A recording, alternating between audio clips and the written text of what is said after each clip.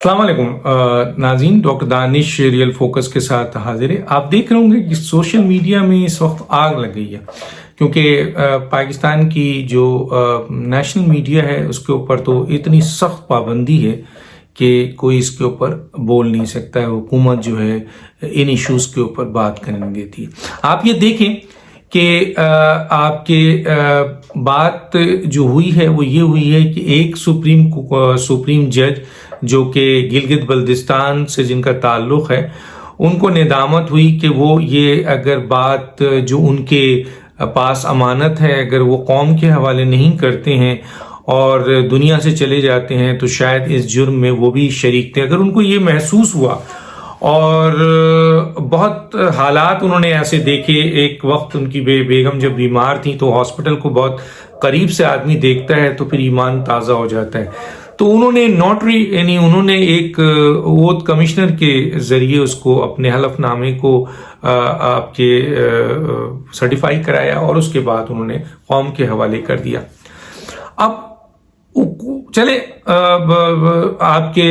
Former chief justice जनाब साकिब निसार साहब इसके ऊपर कोई स्टेटमेंट देते हैं, इन पर इल्ज़ाम लगाते हैं कि जी मैंने इनको प्रमोशन के लिए नहीं दिया था तो इन्होंने इसलिए ये बात की है। तो इतने दिनों बाद ये बात कहना और प्रमोशन, तो उसका रिएक्शन तो फौरन आता है, क्यों ये खामोश रहे। 18 के बाद 2018 जुलाई के हवाले से बात हो रही है, आज 2021 है, तो ये दिल मानता नहीं है। और दूसरी बात ये कि अगर आपकी बात सच भी है तो कहा यह जा रहा है कि ये इस्तेहकाक आपका नहीं था, ये तो प्राइम मिनिस्टर का था जो एक्सटेंशन दे सकता था। लेकिन आज मीडिया में जब गुफ्तगू हुई, देखिए पीएमएलएन का रिएक्शन आना, उनके लीडर्स का रिएक्शन आना, उनके वर्कर्स का रिएक्शन आना या एक न्यूट्रल ऑब्जर्वर का रिएक्शन आना, एंकर का रिएक्शन आना, समझ आता है। ये साकिब निसार के ऊपर हुकूमत के मिनिस्टर प्रेस कॉन्फ्रेंस कर रहे हैं और साकिब निसार की हिमायत में नवाज शरीफ की मुखालफत में ये जो स्टेटमेंट दे रहे हैं और फिर इनके पीटीआई के जो आपके बैठे हुए हैं आपके मीडिया में गालम गलोच ब्रिगेड, वो जो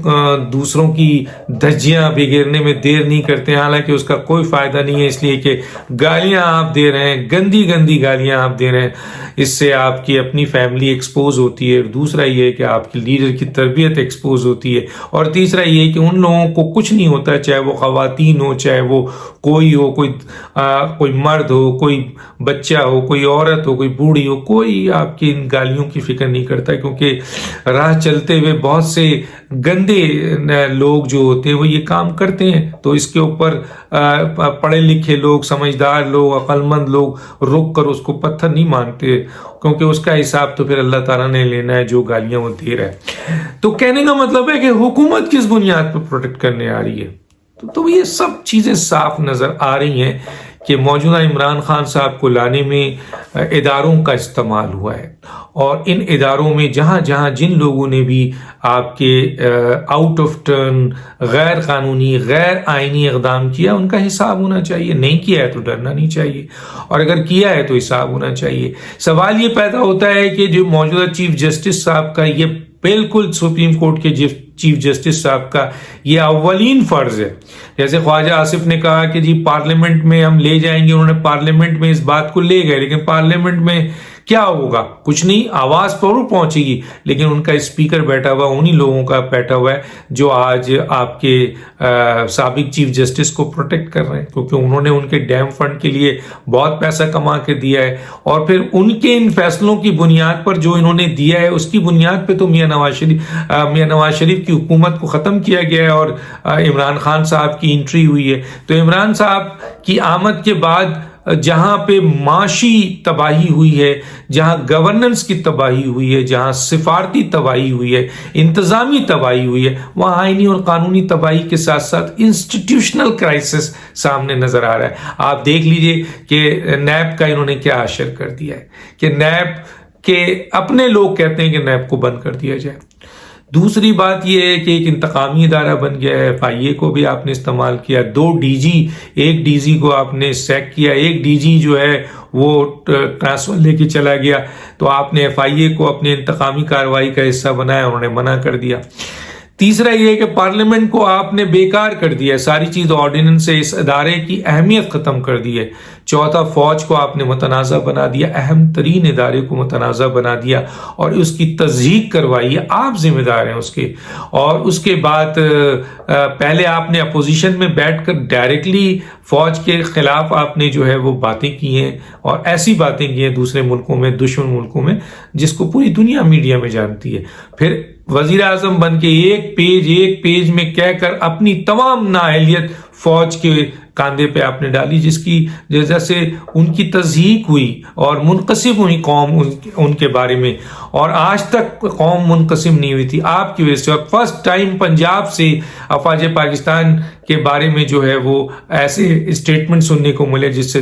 دل آزاری ہوئی۔ دوسری بات جو امپورٹنٹ ہے کہ آپ نے یہ جو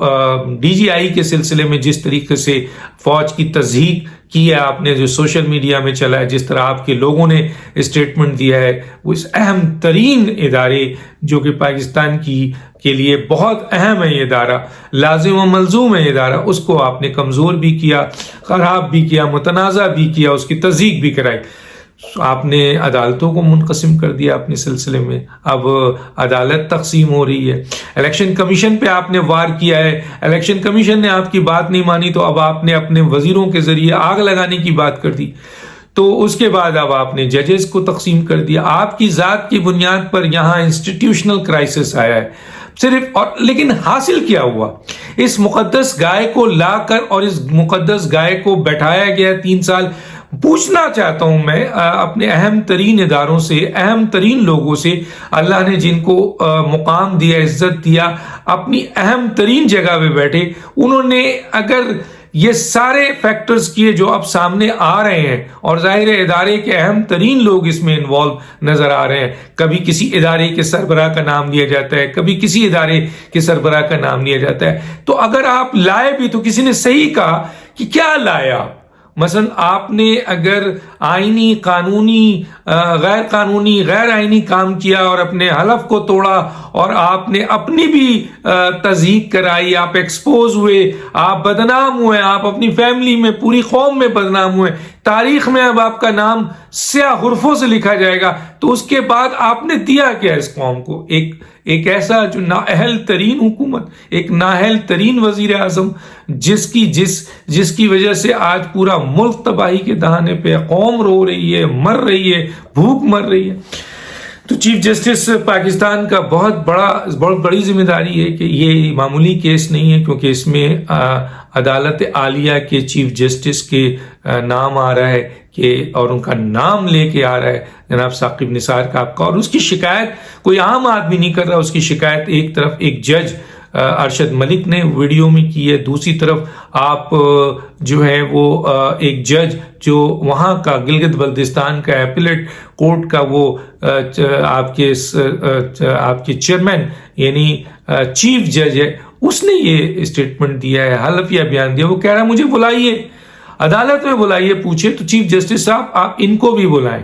چیف جسٹس صاحب جو سٹنگ جج ہے ان کو بھی بلائیں، چیف جسٹس صاحب آپ ثاقب نثار صاحب کو ہی بلائیں، اور جن لوگوں کے نام آ رہے ہیں ان کو ہی بلائیے، اور ان کو بھی ان عام آدمیوں کی طرح جب آپ کی عدالتوں میں جاتے ہیں یہ لوگ تو آپ ان کے ہاتھ میں حلف دیتے ہیں۔ ایک تو ان لوگوں نے حلف اٹھایا ہوا ہوتا، عام آدمی تو حلف نہیں اٹھاتا ہے، لیکن اس کے بعد بھی حلف توڑتے ہیں، اور آپ جب ایک عام مجرم، ایک عام ملزم جب کورٹ میں آتا ہے چیف جسٹس صاحب، تو آپ اس کے ہاتھ میں حلف دیتے ہیں، قرآن دیتے ہیں کہ جناب میں جو کہوں گا سچ کہوں گا، سچ کے علاوہ کچھ نہیں کہوں گا۔ تو دیجئے نا ان کے بھی ہاتھ میں ہاتھ۔ کیا یہ مبرہ ہے؟ یہ مقدس گائے ہیں؟ ایک مقدس گائے بیٹھی ہے جس کے اوپر نہ فورن فنڈنگ بنتا ہے، نہ BRT بنتا ہے، نہ آپ کے رنگ روڈ بنتا ہے، نہ اس کے اوپر جو ہے وہ دوسرے قسم کے غیر قانونی جو کرپشن کے کیس ہیں، غیر قانونی کیسز ہیں، کچھ نہیں بنتا ہے۔ وہ مقدس گائے ہے، 7 سال سے فورن فنڈنگ چل رہا ہے، BRT چل رہا ہے، مالم جبہ کا کیس چل رہا ہے، رنگ روڈ کا کیس چل رہا ہے، انلیگل سوسائٹیز کا کیس چل رہا ہے، کتنے کیسز ہیں جو موجودہ وزیر اعظم کے اوپر چل رہے ہیں، لیکن مقدس گائے ہے اور ان کو کوئی چھو نہیں سکتا ہے۔ اداروں کے اوپر دیکھ لیجئے، جس ملک کا سابق چیف جسٹس، میں نہیں کہہ رہا، اگر میں تو یہی کہہ رہا ہوں کہ لائیے یہ دودھ کا دودھ اور پانی کا پانی دیجئے کہ آیا فارمر چیف جسٹس جناب ثاقب نثار صاحب بے قصور ہیں اور رانا صاحب اور جو انتقال کر گئے دنیا سے جناب ارشد صاحب وہ غلط ہیں، شوکت صدیقی غلط ہیں اور دوسرے لوگ غلط ہیں، تو ان کو سزا دیجئے، انہیں پھانسی پہ لٹکا دیجئے. بالکل کہ آپ نے اہم ترین ادارے کو اور اہم ترین پوسٹ کو اور ایک شخص کو آپ نے جو ہے وضعیت دی ہے اور آپ نے جھوٹا الزام لگایا، ان کو سزا دیجیے. لیکن انہیں بھی بلائیے جو مقدس گائے بنے ہوئے اس حکومت میں، کہ اس حکومت میں ان لوگوں کو چھوا نہیں جا سکتا. اور میں پہلے بھی اپنے ولاگ میں کہہ چکا ہوں کہ طاقت ہمیشہ رہنے والی صرف اللہ کی ہے، اختیار طاقت اور صرف اللہ کی ہے. موت بھی ان کو نہیں آتی، آپ کو موت آنی ہے، آپ کے اختیارات ختم ہونے ہیں. بہت سے لوگوں کے اختیارات ختم ہو چکے ہیں اور کچھ کے ہونے والے ہیں. بہت سے لوگوں کی حکومت ختم ہونے والی ہے، کچھ کی ہو چکی ہے. اسی طریقے سے آپ کی طاقت، اختیار، آپ کی حکومت، آپ کا عہدہ چند دن کا مہمان ہے. پھر اسی طریقے سے آپ جو ہے وہ کٹہرے میں آئیں گے، آپ کا نام آئے گا. تو چیف جسٹس صاحب آپ ثاقب نثار صاحب کو بھی بلائیے، آپ رانا شمیم صاحب کو بھی بلائیے، آپ اس صحافی کو بھی بلائیے جنہوں نے یہ ایکسپوز کیا ہے، آپ ان کو بھی بلائیے جن کے نام آ رہے ہیں سٹنگ جج کے، آپ ان کو بھی بلائیے اور قرآن ان کے ہاتھ میں دیجیے اور کہیے کہ جس طرح آپ دوسرے عام پاکستانیوں سے کہتے ہیں، حالانکہ کانسٹیٹیوشن یہ بتاتا ہے ہمیں، جس کی آپ نے حلفداری لی ہے، کہ ہر انسان پاکستان میں برابر ہے. تو چلے اب تو یہ ریٹائرڈ ہے نا، بلائیے ان کو، اب تو مقدس گائے نہیں ہے تو بلائیے، بلا کے پوچھیے. اور قرآن ان کے ہاتھ میں بھی دیجیے، ثاقب نثار کے قرآن جو ہے وہ سٹنگ جو جج ہے اس کے ہاتھ میں بھی دیجیے، قرآن اور عہدیداروں کے ہاتھ میں بھی دیجیے، قرآن رانا شمیم کے ہاتھ میں بھی دیجیے. اور اس پہ یہ سوال پوچھیے کہ جو کہوں گا سچ کہوں گا، سچ کے علاوہ کچھ نہیں کہوں گا. تو اگر کسی نے اپنی دنیا تو تباہ کرنی ہے، دین بھی تباہ کرنا ہے، ویسے تو کر ہی لیا ہے اور بھی کریں گے. جب قرآن اٹھا کر جھوٹ بولے گا وہ آدمی تو پھر سوچیں کہ اللہ تعالیٰ نے اس کے اوپر کتنی بڑی لعنت دی ہے. تو کرنے دیں، اگر کوئی قرآن اٹھا کے بھی جھوٹ بولتا ہے جھوٹ بولے، لیکن آپ تو اپنے فرائض پورے کیجئے. اس اہم ترین ادارے کو تو بچائیے. ایک جج کے آنے سے، غلط کنڈکٹ کرنے سے، غلط فیصلے دینے سے بات تو چلی جاتی ہے، کوئی مسئلہ نہیں، اداروں میں اچھے اور برے لوگ آتے ہیں. لیکن جب ادارہ کے اوپر بات آ جائے، جب چیف جسٹس آف پاکستان کے اوپر بات آ جائے، جب سٹنگ ججز ہائی کورٹ کے اوپر بات آ جائے، سپریم کورٹ کے سٹنگ جج کے اوپر بات آ جائے، تو پھر عدالت خود چیف جسٹس اور عدالتوں کو چاہیے کہ وہ اس کا انصاف کرے میرٹ پہ، اور قانون اور آئین کے مطابق جو بھی ذمہ دار ہے اس کو سزا دے، تاکہ اس اہم ترین ادارے کی کریڈیبلٹی برقرار رہے. اس اہم ترین ادارے پر عوام کا اعتماد بحال رہے. بتائیے اب کون سا آدمی جب chief justice sitting prime minister کے خلاف سازش کر سکتا ہے، جب مختلف عہدوں کے عہدیدار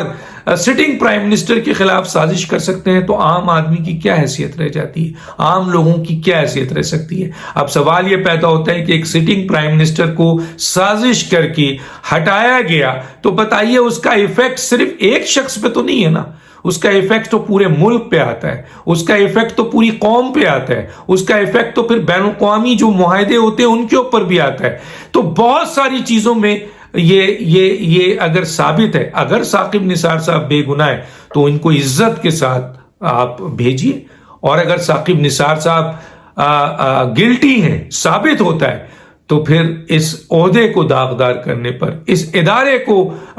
کی عزت کو آپ کے خراب کرنے پر،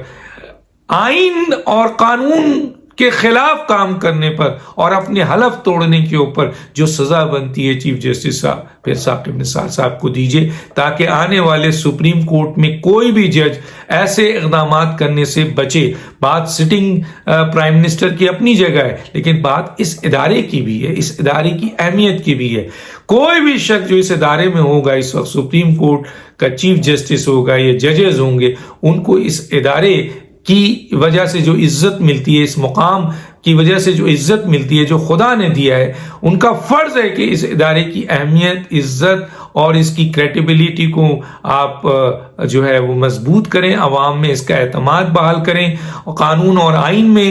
کے لحاظ سے عوام کا اعتماد اس پہ بحال ہو، تاکہ لوگ اپنے سپریم کورٹ سے امید لگائیں جیسے کہ لگاتے ہیں، اور ایسے لوگوں کو آپ لائیں عدالت کے کٹہرے پہ، چاہے وہ کوئی بھی ہو، اس کا نام آ رہا ہے، اس کو بلائیں اور اس سے حلف لیں، حلف لے کر آپ جو ہے اسی طرح قرآن پہ حلف لیں اور دیکھیں کہ کیا صورتحال ہے، اور جو بھی اس کا ذمہ دار ہے اس کو سزا دیں۔ ڈاکٹر دانش کو یاد دیجیے۔ اللہ حافظ۔